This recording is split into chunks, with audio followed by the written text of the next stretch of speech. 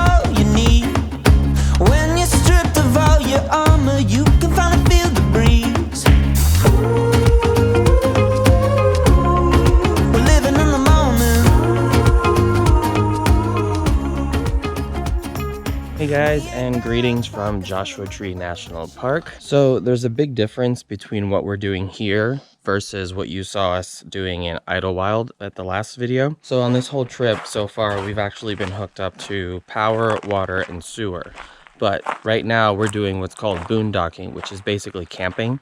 So we don't have any of that. So you bring in all your own water, you figure out your own electrical, and you store all your sewage until you're ready to dump at the station. This right here is our generator, which is what hooks us up to power. You just fill this up with gas like you would your car. We usually operate off of a 50 amp, which is a big prong connector, but because we're running off a generator, we have to reduce this from 50 down to 30, down to 20. So the 20 amp here is what you'd normally use to connect to like a household outlet, just a simple 3-prong with a ground. And then we have a surge protector here. So you definitely want to have a surge protector connected anytime that you're going to be hooking up. You don't want to blow every single fuse on your RV or worse, disable your battery or something like that. And it's 100 degrees outside. So let's get this generator on so we can get some cool air in there.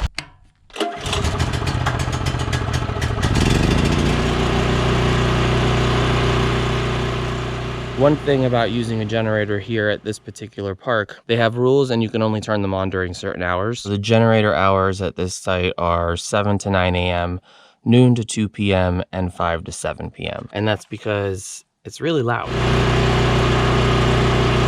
I think the hardest part of the day is probably between 2 and 5, which that's usually when we'll go do an activity, because we are in a national park, so that's when we'll go out and sightsee and do things like that and stay in the truck so that we can be in air conditioning for those 3 hours. But really outside of that, it's been completely fine. It's just so beautiful out here. So normally we're able to hook up our hose to the water over here and the water is just flowing through.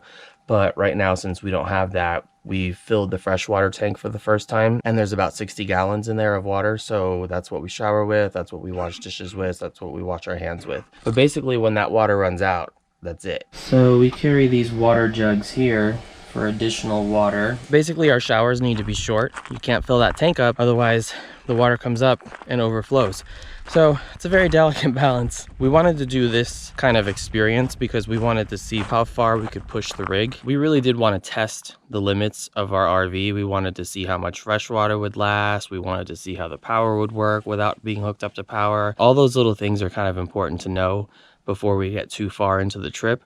So this was kind of like our practice. And having said that, we actually ran into a major problem. It's the first time that anything has gone wrong on the trip, and it's kind of left us scrambling.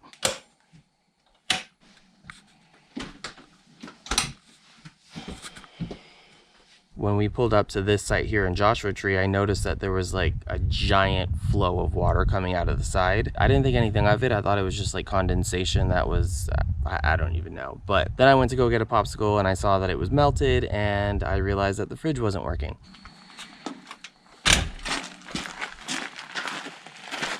Anything? Can you hold the light? What's happening? Our fridge stopped working. I can't figure out why it's the propane was supposed to kick in. Is it plugged in? Yep. Yeah, it was on this morning. It's not even turning on. Like, it's Yeah. not connected to even 12 volt right now. It's not going to last very long in this heat. Oh, look, there's a screw. I don't know what the problem is. We're about to lose all our food.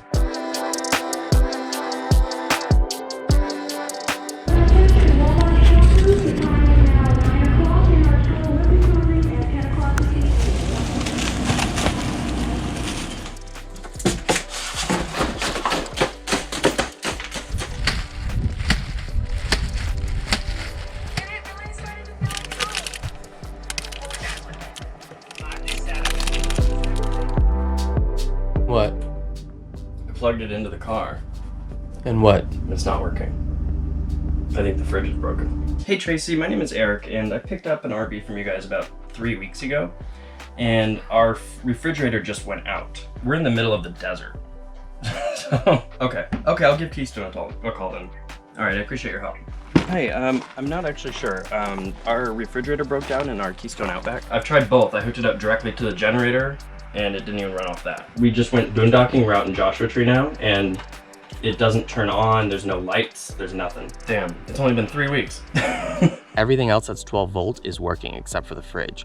So we think it's the fridge itself that's broken, which is kind of disappointing because we haven't had that very long. It is covered under warranty, but basically nobody could help us because everyone's booked up. There's so many RVs on the road right now that literally if you're gonna try and get something fixed, you're gonna be waiting there for a month or two. So we don't really want to do that. We will be going to a site that has power after we leave Joshua Tree, so we might as well just try and get that fixed at a different time, and we'll use the second fridge for now. I mean, these are the kind of things that you deal with when you get an RV because there's a lot of wear and tear, you're traveling a lot. There are a lot of parts on these RVs that are just, I mean, crap. And so, you know, there's not that many companies that even make fridges for RVs, so you're kind of stuck with this situation for the most part. This is so beautiful out here, and we have friends that are gonna come visit us, so, you know, we're gonna try and have some fun and deal with that later. Oh my God! Woo! Joshua's here! Joshua's here at Joshua Tree.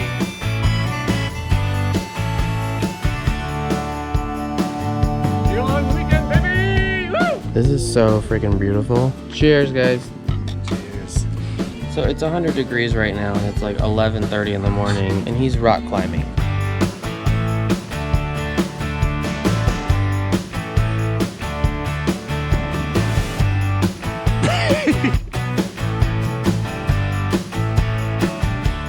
This is really exciting right now because we are going to our first national park. See, we bought this national park pass. It's the America the Beautiful pass, and it gets you into every national park in the country. Hello. Do you guys have a pass? Yeah, we do. Oh, okay. Does it need a map? Yeah. Yeah.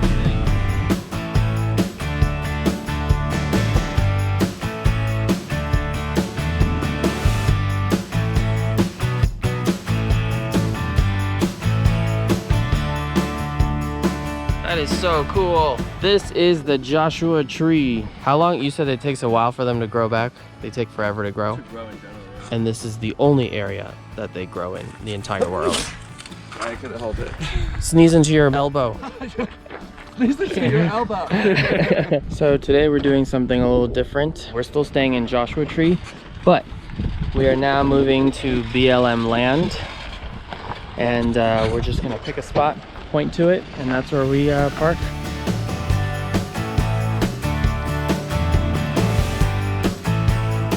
I think we found our spot.